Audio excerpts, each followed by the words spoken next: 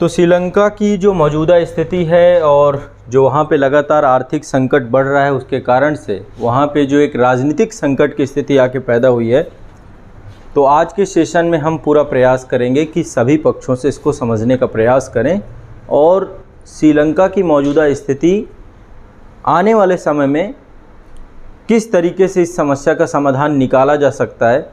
स्थिति गंभीर है क्योंकि अब एक अराजक माहौल में लगातार श्रीलंका बदलता जा रहा है। वहाँ के जो राष्ट्रपति थे, अब हम उन्हें पूर्व राष्ट्रपति कहेंगे, वो देश छोड़ करके भाग चुके हैं। नए राष्ट्रपति चुने जा चुके हैं। नए प्रधानमंत्री जी ने पहले ही इस्तीफा दे दिया था। एक ही परिवार पूरा श्रीलंका चलाता था। उस परिवार के सदस्य अब श्रीलंका में उनकी स्थिति बहुत भयावह हो चुकी है और बहुत सारे देश छोड़ करके भाग चुके हैं। नए प्रधानमंत्री भी आज चुने गए हैं वहाँ पर, ठीक है। तो अभी लगातार जो है श्रीलंका संकट भयावह बना हुआ। और एक चीज़ समझिए, यदि श्रीलंका में एक अराजक स्थिति बनी रही लंबे समय तक तो ये संकट और गहराता चला जाएगा। कारण क्या है, कोई भी देश यदि मदद करना चाहेगा या कोई भी अंतर्राष्ट्रीय वित्तीय संस्था मदद करनी चाहेगी तो सबसे पहले वो एक ऐसी सरकार देखेगी जो उस देश को चला पा रही हो। तो राजनीतिक तौर पे स्थिरीकरण होना बहुत ज़रूरी है।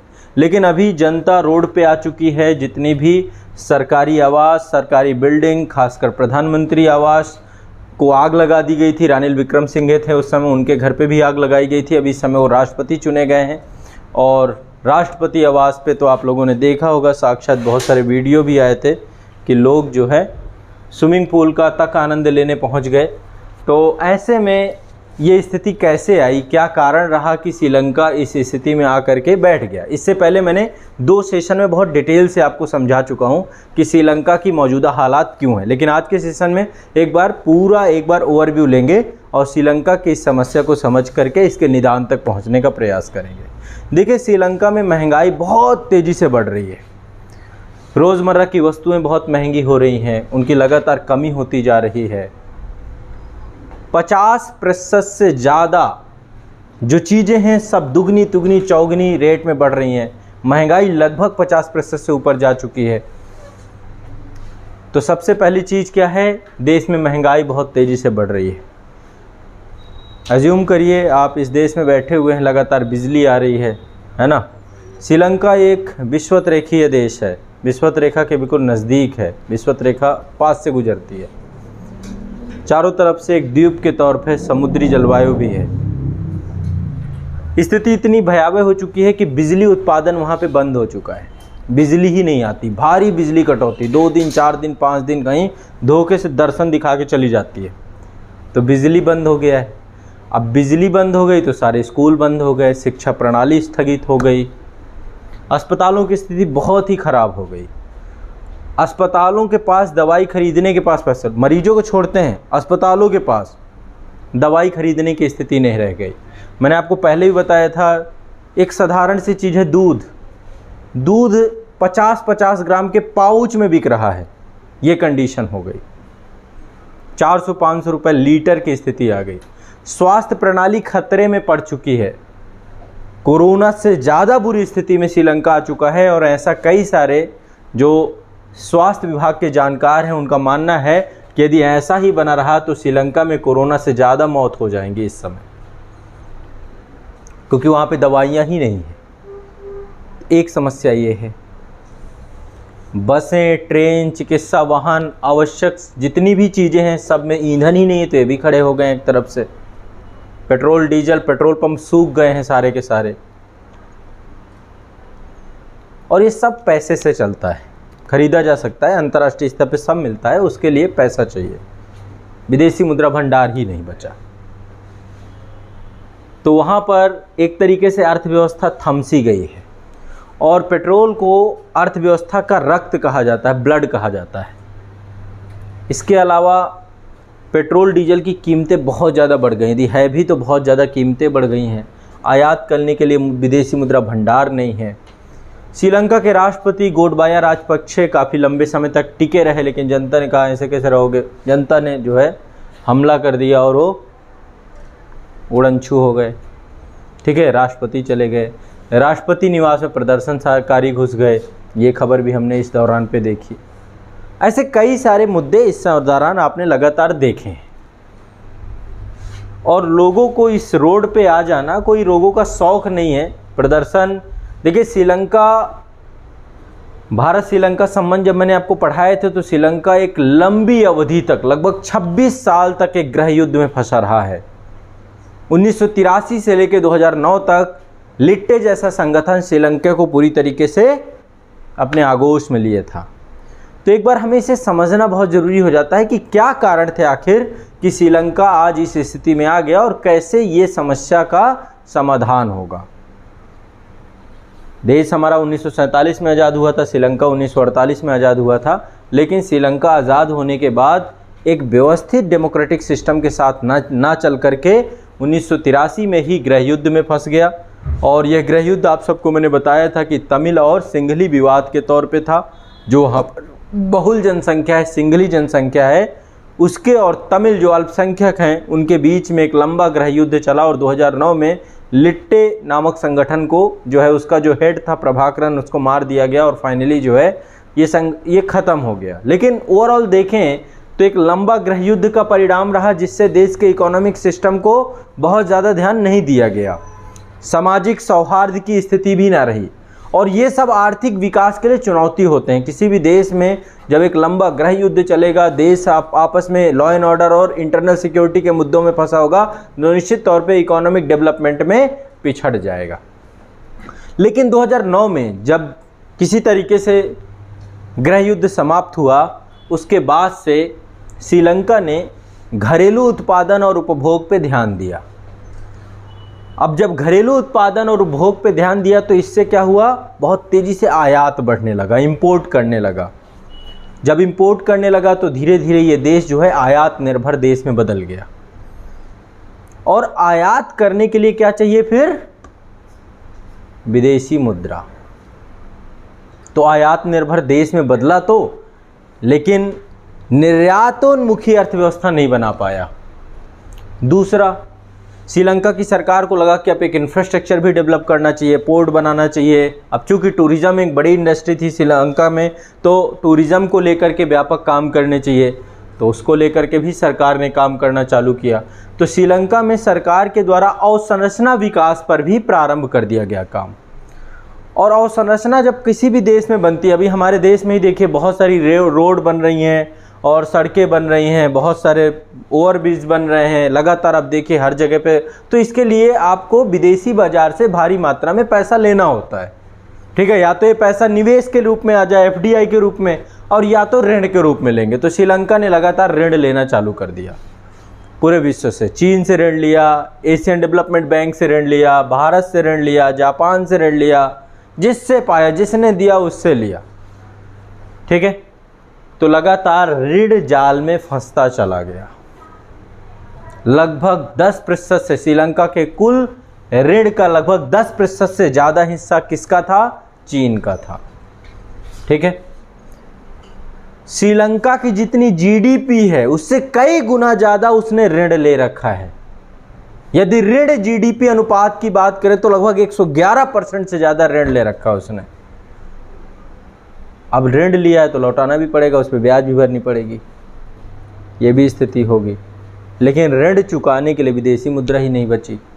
कैसे नहीं विदेशी मुद्रा बची? विदेशी मुद्रा कोई ऐसा थोड़ा ना कि आसमान से टूट जाएगी, उसके लिए आपको माध्यम बनाना पड़ेगा, अपनी अर्थव्यवस्था को निर्यातोन्मुखी बनाना पड़ेगा। तो 2019 के बाद से स्थिति बहुत भयावह होनी चालू हो जाती है और 2019 के बाद विदेशी मुद्रा भंडार बहुत तेज़ी से कम होता है और श्रीलंकाई रुपये का मूल्य ह्रास होने लगता है। एक श्रीलंकाई रुपया यदि देखें डॉलर की तुलना में तो $1 = 360 श्रीलंकाई रुपये के बराबर स्थिति बन गई। तो मुद्रा का मूल्य ह्रास बहुत तेज़ी से चढ़ गया।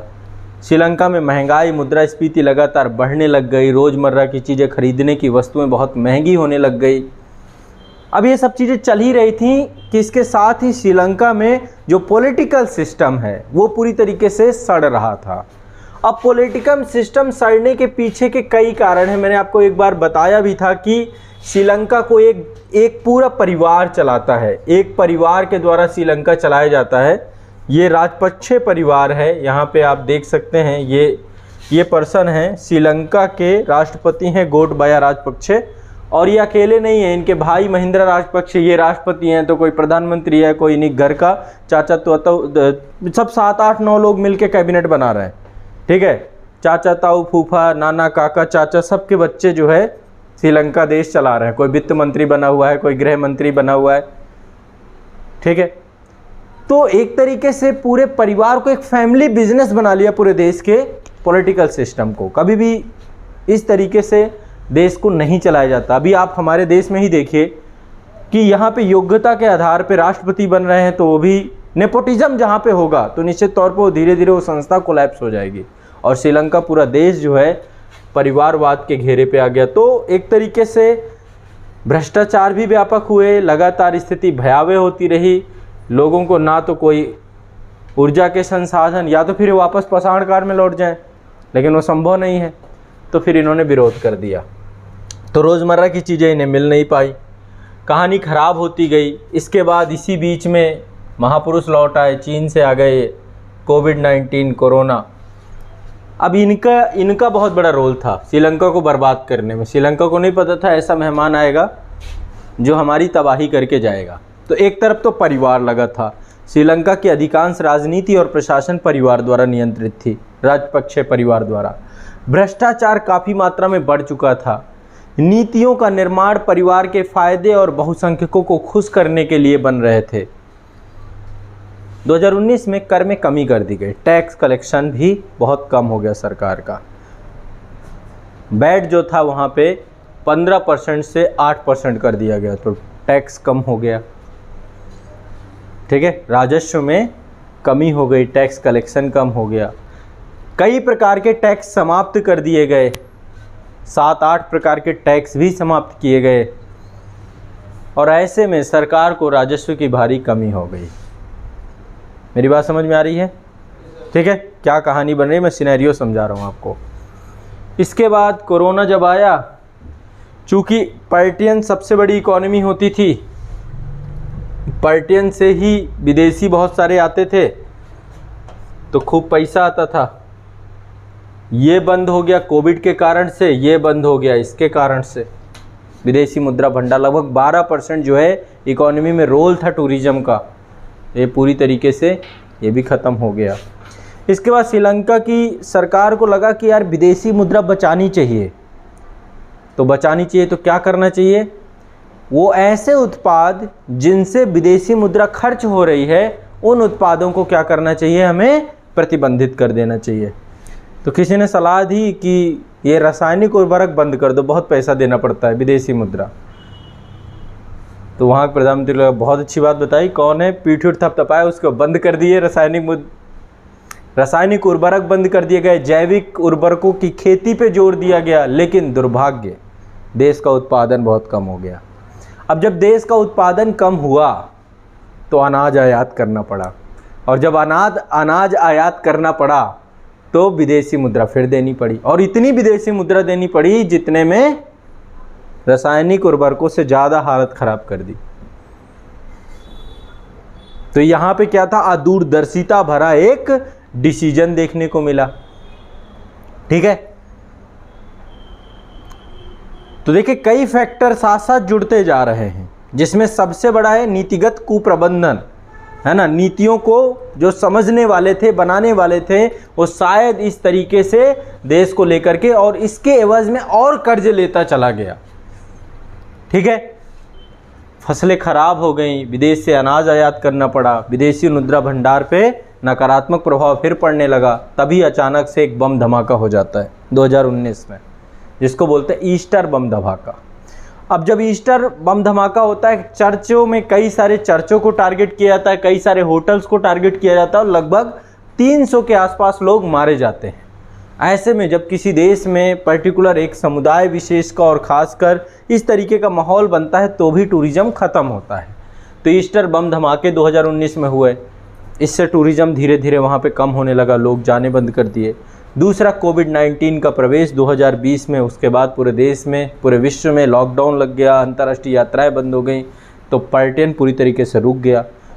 विदेशी मुद्रा जो आ रही थी वो भी आनी बंद हो गई, ठीक है।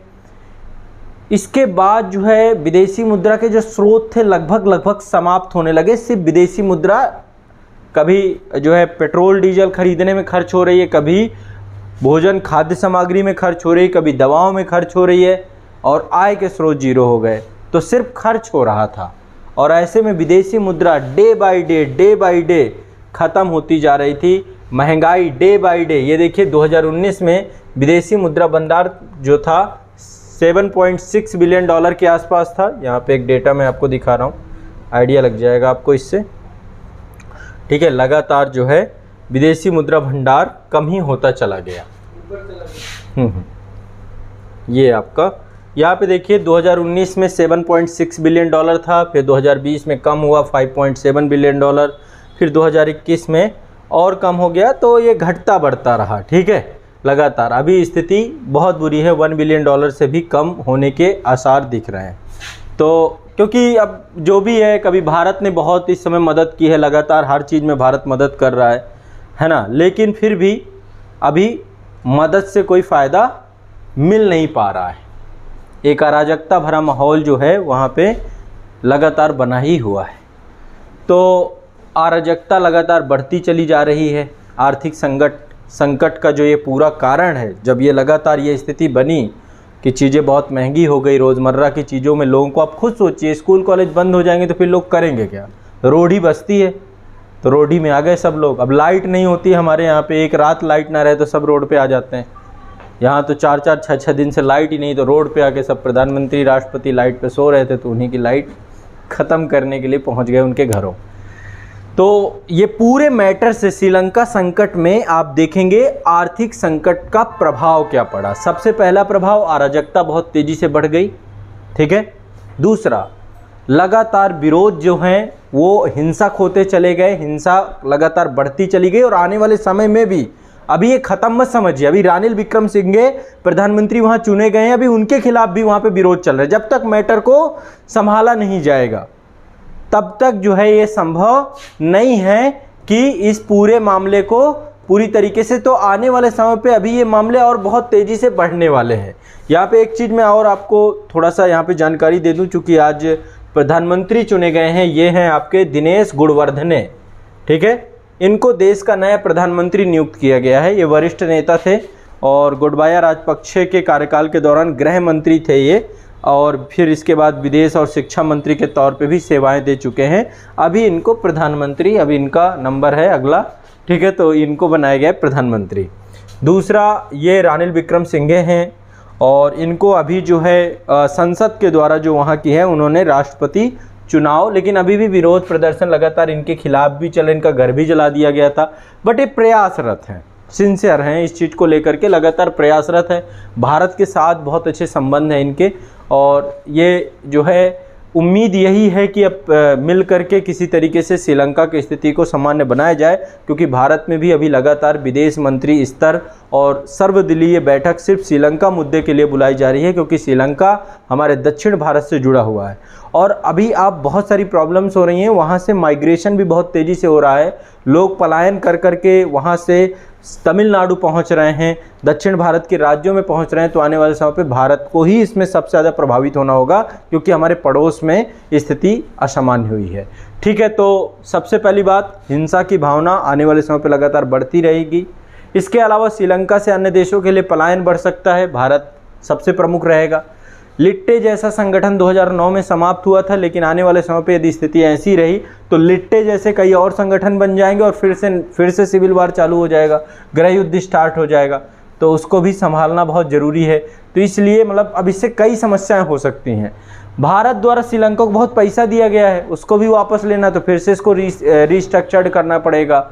इसके बाद जो है चीन के द्वारा जो ऋण जाल की कूटनीति है, चीन किस तरीके से किसी देश की ज़िंदगी खराब कर देता है, दे दे के पैसा, और इसके बाद उसकी संपत्तियां हड़पने लगता है। हम्बन टोटा इसने लीज में ले लिया 99 साल के, कि सिर्फ इसी ऋण जाल के कारण से अभी भी उबर नहीं पाया है ना। श्रीलंका अभी 2-4 चीज़ें और दे दे तो भी नहीं उबर पाएगा। इसके बाद अब इसके पास सरकार करे क्या, मतलब अल्टीमेट, चलो ये सारी प्रॉब्लम्स हैं, इतनी सारी चीज़ें हो रही हैं, बट सरकार को करना क्या चाहिए? सबसे पहली चीज़ सरकार को पहला काम करना चाहिए, जो गैर आवश्यक वस्तुएं हैं बहुत सारी एक लिस्ट बनानी चाहिए, उस लिस्ट को जारी किया जाना चाहिए जो गैर आवश्यक वस्तुएं हैं, और उनके आयात पे पूर्णतः प्रतिबंध लगा देना चाहिए। इससे क्या होगा, विदेशी मुद्रा एक तरीके से सुरक्षित हो जाएगी। कई देशों से सहायता के लिए प्रयास करना चाहिए, लेकिन जब यहाँ पे बात आती है कई देशों से सहायता की, तो सहायता ऐसे नहीं मिलती। सहायता के लिए ज़रूरी होता है कि आपके देश में एक स्थिर सरकार हो, उसी का प्रयास लगातार किया जा रहा है।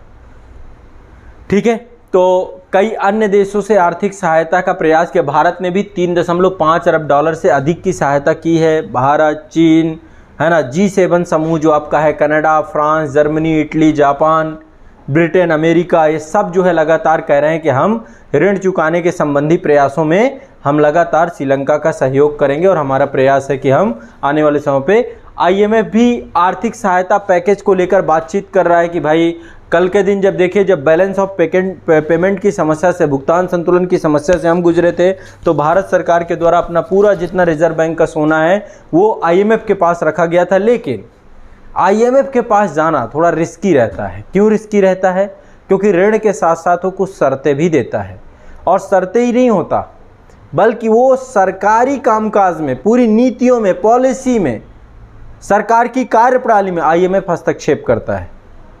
तो यदि IMF के पास जाता है, IMF के द्वारा बेल आउट पैकेज दिया जाता है, तो ऐसे में ब्याज दर में बढ़ोतरी होगी, कर में बढ़ोतरी होगी, बहुत ज़्यादा ब्याज में पैसा मिलता है IMF से, और स्थायी सरकार की स्थापना आवश्यक होगी। IMF द्वारा सरकार की कार्यप्रणाली में हस्तक्षेप किया जाएगा और एक नए तरीके का जो है स्वरूप देखने को मिलेगा। और क्या क्या कर सकती है सरकार? ज़्यादा श्रीलंकाई रुपये छाप सकती है, अपनी मशीन को स्टार्ट कर दे, लेकिन फिर उसका नुकसान भी है। क्या नुकसान होगा? ज़्यादा पैसा छपेगा तो मार्केट में ज़्यादा आएगा, तो क्या होगी? महंगाई और ज़्यादा बढ़ेगी, मुद्रास्फीति बढ़ जाएगी। ठीक है, पैसे की वैल्यू कम हो जाएगी, चीज़ों की वैल्यू ज़्यादा हो जाएगी। जो चीज़ ज़्यादा होगी उसकी वैल्यू कम होगी। पैसा ज़्यादा, तो श्रीलंकाई रुपया छापना भी बहुत बड़ा उपाय नहीं हो सकता है। मेन उपाय है विदेशी मुद्रा भंडार किसी तरीके से फिर से रीस्टोर किया जाए, ये सबसे बड़ा उपाय हो सकता है। ठीक है, इसके बाद आय के जो स्रोत हैं, जो भी सोर्स ऑफ इनकम है, उसके निजीकरण पर जोर दिया जा सकता है, प्राइवेटाइजेशन पे। अभी क्या है, आय के जितने भी स्रोत हैं उस पे, जो भी सोर्सेज हैं उस पे रिलायबल किस चीज़ पे हैं? सरकार कर रही है। अब फिर से प्राइवेटाइजेशन जैसे भारत में किया गया था, और कुछ सेक्टर्स को और इनबिल्ड करना पड़ेगा। ऐसा नहीं है कि केवल हम जो है पैटर्न पे ही पूरे देश की अर्थव्यवस्था को टिकाए रहें और इन सब चीज़ों को, तो इन सब के साथ ही जो है समस्या का समाधान किया जा सकता है। भारत के द्वारा देखिए कई सहायताएं कई बार की जा चुकी हैं। $500 मिलियन की क्रेडिट लाइन दी गई है, 15 जो है लाख टन से अधिक जेट विमान ईंधन दिया गया है, डीजल पेट्रोल भेजा गया है, भोजन, दवा, आवश्यक वस्तुओं के लिए $1 बिलियन का लाइन ऑफ क्रेडिट दिया गया है। इसके बाद $400 मिलियन का करेंसी स्वैप दिया गया है। श्रीलंका के सेंट्रल बैंक को बकाया भुगतान को मोरेटोरियम दे दिया गया, कुछ समय के लिए टाल दिया गया कि भाई रुक जाओ, हमारा पैसा बाद में दे देना, पहले बाकियों का दे दो, है ना। स्थिति तो खराब है श्रीलंका की। तो लगातार भारत जो है, और चीन भी लगातार लगा हुआ है, चीन ने भी काफ़ी मदद की है, लेकिन भारत का चूँकि पड़ोस है तो भारत को इसको सबसे गंभीरता से लेने की आवश्यकता है। ठीक है, हाँ। मदद क्यों कर रहा है? दिवाली उसने किया है। देखिए, दिवालिया तो उसने नहीं किया है, दिवालिया तो वहाँ की सरकार ने किया है खुद को। एक चीज़ ध्यान रखिएगा, आपको कोई नहीं बिगाड़ सकता यदि आप खुद नहीं बिगड़े तो। ठीक है, ये तो कर्ज आपको लेते गए, कर्ज लेते समय आपको याद आया ना कि वापस चुकाना भी तो पड़ेगा, देने वाला तो देता ही जा रहा है, समझ रहे हैं। अभी आपके घर से पैसा आ रहा है और उस पैसे का सदुपयोग आप कोई ऐसी गतिविधि में करें जो आपको क्रिएटिव ना बनाए, तो क्या होगा? आपके पिताजी ने पैसा दिया, इसके लिए आप उन्हें जिम्मेदार समझेंगे? तो चीन तो ऋण में देता रहा, उसको उससे मांगते रहो, देता जाएगा कि लो और कर्जा लो, उसके पास है, निवेशक बैठे हुए हैं, इन्वेस्टर्स बैठे हुए हैं। ठीक है, वो तो हर चीज़ के लिए खड़ा हुआ है। तो ऐसी स्थिति में श्रीलंका की जो मौजूदा हालत है अपने आप में बहुत बुरी स्थिति है। अभी भी देश में लगातार अभी विरोध प्रदर्शन चल रहे हैं, रानिल विक्रमसिंघे की सरकार बन जरूर गई है, लेकिन अभी भी ये सरकार तब तक सुरक्षित नहीं है जब तक वहाँ के लोगों को राहत नहीं मिल जाएगी। लोगों को ये चीज़ स्पष्ट हो चुकी है कि हमारे देश के जो लीडर हैं वो सारे के सारे जो है देश को चलाने में अक्षम हैं। और जब जनता को ये महसूस हो जाता है, जनता का भरोसा उठ जाता है लॉ एंड ऑर्डर से, कानून व्यवस्था से, क्योंकि देखिए सबसे बड़ी चीज़ है पेट, ठीक है, पेट भरा होगा, ज़रूरतें पूरी होंगी तो आप भी सरकार के हमेशा साथ खड़े रहेंगे। तो मौजूदा हालात अपने आप में बहुत ज़्यादा समस्या वाले हैं। हाँ, कुछ पूछ रहे थे? सर ये बोल रहे थे कि कुछ नहीं रहे थे सर, बता रहे थे कि जो फसल इसकी खराब हुई है श्रीलंका की, इसने जो जैविक खाद मंगाई थी वो भी चाइना से मंगाई थी, और मंगाई थी तो उसमें वायरस था, इसको जितना खरीदने में प्रॉफिट नहीं होता उसको वापस करने में उतना ज़्यादा नुकसान हो गया। देखिए ये तो ठीक है, ये भी एक विषय आपकी मैं मान भी लेता हूँ, लेकिन जो कुछ भी हो, कभी भी अपने देश में, अभी हम भी कह रहे हैं कि हम भी जैविक खेती करेंगे, आने वाले समय पे भारत भी जो है एक जैविक राष्ट्र के तौर पे बनेगा, हमें भी एग्रीकल्चर को अपने रिफॉर्म करना है, जैविक खेती की ओर जाना है, तो ठीक है, अच्छी बात है, कोई बुराई नहीं है इसमें। लेकिन आप अपने अल्टरनेटिव तो देखिए, अभी हम कर भी रहे हैं, सिक्किम पहला राज्य बना है, गोवा में भी हो गया, लक्षद्वीप हो गया, कई सारे राज्य, लेकिन हम एक साथ पूरा, क्योंकि इतनी बड़ी आबादी का लोड भी तो है, रासायनिक उर्वरकों के कारण ही आज इतनी बड़ी आबादी का पेट भर पा रहे हैं। तो आपको कभी भी कोई भी यदि डिसीजन लेना है तो उसको प्रतिस्थापन का एक दर होना चाहिए कि किस दर से आप जो है प्रतिस्थापित कर रहे हैं। तो ये अदूरदर्शिता श्रीलंका सरकार की है, इसमें चीन का कोई रोल नहीं है, ठीक है। और रही बात गुणवत्ता की, तो फिर ये चीज़ को लेकर आपको ध्यान में रखना चाहिए, भाई आप एक संप्रभु देश चला रहे हैं, ठीक है, तो उस संप्रभु देश चलाने के कारण से आपके डिसीजंस बहुत स्ट्रांग होने चाहिए। तो यहाँ पे यदि कंप्लीट फेलियर की बात करें तो कंप्लीट फेलियर ये सरकार का है, और ख़ासकर राजपक्षे सरकार का, उनके कारण से ये स्थिति आके बनी है, ठीक है। तो ये जो है मौजूदा हालात हैं आपके श्रीलंका के, और श्रीलंका का मामला अभी स्थिति यही है। आगे यदि कोई अपडेट आती है तो फिर हम लोग डिस्कस करेंगे, चर्चा करेंगे आगे के अपडेट में। सर दूसरा क्वेश्चन ये है कि जो भी नई सरकार जो बने हैं बात की, तो चुन के तो नहीं बनाया गया सर, संसद के द्वारा बनाए गए, संसद भी एक तरीके से, तो क्या पब्लिक सहमत होगी सर? बनाया तो राजपक्षे। देखिए पब्लिक तब तक सहमत नहीं होगी चाहे पब्लिक चुन के भी बना दे, पब्लिक को चाहिए अब जो समस्या है उसका समाधान। देखिए सीधी सी बात है, अभी आप हैं, मुझे एक चीज़ बताइए, लाइट अभी चली जाए आपके घर की और आपको सिर्फ आश्वासन दिया जाए, है ना, आपके पेट में भोजन ना हो, सिर्फ आश्वासन दिया जाए, तो कोई भी व्यक्ति आएगा, केवल आश्वासन देने वाला व्यक्ति होगा, तो जनता को नहीं समझ में आता है सब इकोनॉमी कैसे चलती है, विदेशी, उनको ये है कि लाओ यहाँ पे आवश्यकताएं भरो। अब आपको नहीं पता आपके पिताजी कैसे कमा के लाते होंगे शाम तक, आपको तो ये लगता बस आ रहा है ना, मेरी ज़रूरतें पूरी होनी चाहिए। तो वैसे ही जनता में सब संवेदनशील नहीं है, ये ध्यान रखिएगा। अब सरकार इस बात को समझती है कि कितनी विपद परिस्थिति है, तो ये एक दिन में नहीं अभी सुधार होगा, अभी लंबा प्रोसेस लगेगा।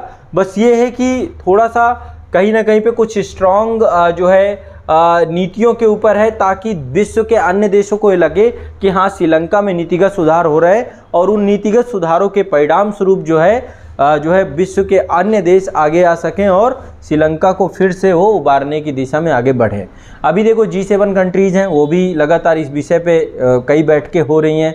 श्रीलंका अंतर्राष्ट्रीय स्तर पे विभिन्न देशों के साथ संपर्क कर रहा है, साथ ही IMF के साथ बात चल रही है, भारत सरकार लगातार सहयोग कर ही रही है हर एक विषय में। अभी कई मामलों में ये कहा जा रहा है कि श्रीलंका में जो भी हालात हैं, कुछ पक्ष ऐसा भी बोल रहे हैं कि इसके लिए जिम्मेदार भारत भी है, ऐसे भी अफवाहें उड़ रही हैं वहाँ पे। और अभी बहुत सारे, कल मैं देख रहा था एम्बेसी के एक हमारे डिप्लोमेट्स थे, उनका हाथ तोड़ दिया गया है ना, तो जहाँ पे इंडियंस मिल रहे हैं, कल एक सर्कुलर भी जारी किया गया है कि इंडियंस जो श्रीलंका में हैं अपने आप के सुरक्षित स्थानों पे रहें, है ना। तो अब वो क्योंकि सबसे नज़दीकी भारत ही है, तो अंत में वो किसी न किसी ऊपर ठीकरा भी फोड़ेंगे कि भारत है, ये है, वो है। तो अराजकता का जो माहौल है, इसमें कई जगह पे ये भी एलिगेशंस लगाए जा रहे हैं, और ऐसे में जो है बहुत ज़रूरी हो जाता है कि भारत सरकार वहाँ पे भारतीयों की सुरक्षा को सुनिश्चित कराए, ठीक है। तो ओवरऑल स्थिति तो देखिए भयावह है, और अंत में भुगतना भी हमें है, क्योंकि हमारे पड़ोस में आग लगी है। जब आपके पड़ोस में आग लगी होती है तो आपको सुकून से नहीं बैठना चाहिए, आपको भी उसको बुझाने में पूरा दम लगा देना चाहिए। तो अब भारत सरकार को चाहिए कि श्रीलंका की स्थिति को समझे, और समझ करके और इसको व्यापक तरीके से कैसे भी करके इस पूरी समस्या का समाधान करें। ठीक है, तो अभी देखते हैं अब क्या होता है। आज ही ये चुने गए दिनेश गुणवर्धने को नया प्रधानमंत्री बनाया गया है, तो अब आगे क्या होता है। फिर से जो है वहाँ पे जो मंत्रिमंडल है उसको भी जो है इनके राष्ट्रपति जी के द्वारा शपथ ग्रहण सारी चीज़ें आज हुई हैं, तो ओवरऑल शायद कुछ सकारात्मक देखने को मिल सके। ठीक है, तो श्रीलंका के संबंधित ये आपकी एक महत्वपूर्ण विषय वस्तु, महत्वपूर्ण करंट अफेयर्स था।